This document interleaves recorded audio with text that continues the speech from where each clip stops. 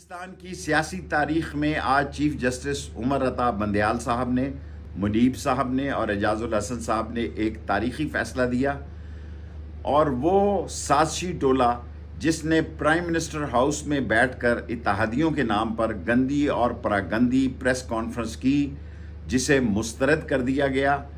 और आज एक ऐसा कब्ज़ा ग्रुप शिकस्त से दोचार हुआ है कि जिसने सुप्रीम कोर्ट पर हमले किए, अदालतों के ख़िलाफ़ नाजेबा ज़बान इस्तेमाल की, इत्तेहाद के नाम पर उन्होंने मुल्क में इंतशार की बात की। मैं आज के दिन इस अजीम फ़ैसले पर नए मुंतखब चीफ मिनिस्टर परवेज़ इलाही को और ख़ास तौर पर इमरान खान की उन मेहनतों को सलाम पेश करता हूँ, जिसने 20 में से 15 सीटें जीत कर आज की फ़तेह को यकीनी बनाया। और इंशाअल्लाह अनकरीब मरकज़ में भी सच और हक़ की फ़तह होगी और इमरान खान का झंडा कामयाबी से लहराएगा।